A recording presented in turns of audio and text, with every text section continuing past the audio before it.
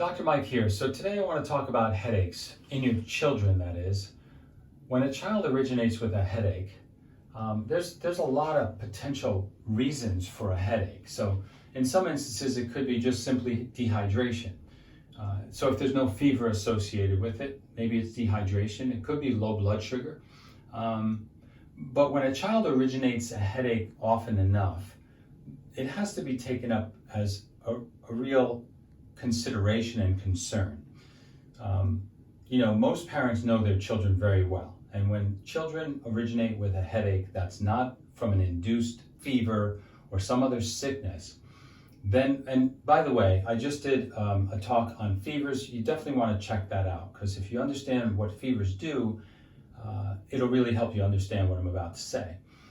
With the nerve system, though, if there's a compromise to the area of the spine, in other words, a misalignment in the area right below the skull, called the first bone in the neck, it's called the atlas bone. If there's an imbalance there, that could lead to pressure on the headache nerves. And so that pressure from this bone being misaligned can cause a lot of stress on what's called the suboccipital nerve. That just means right under the skull. So a lot of times a headache can be really easily fixed with a few adjustments.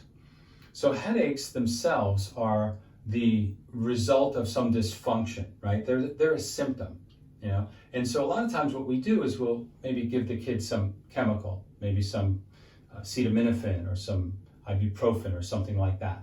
And it might make the symptom go away, but it didn't fix the cause of the headache, if that makes sense. So in other words, it'd be like we're in a room together and all of a sudden the fire alarm goes off and I walk over to the fire alarm, take the batteries out because the alarm is annoying me. It doesn't really even, it's not funny, but it's the silliest thing you've ever heard. And yet this is what we do. When we give a child, let's say, who's having repetitive or repeated headaches, some form of chemistry or some form of symptom-based treatment, all we're doing is taking the batteries out of the fire alarm. We're not fixing why it's there in the first place. So I hope that helps. Remember, stay informed and get adjusted.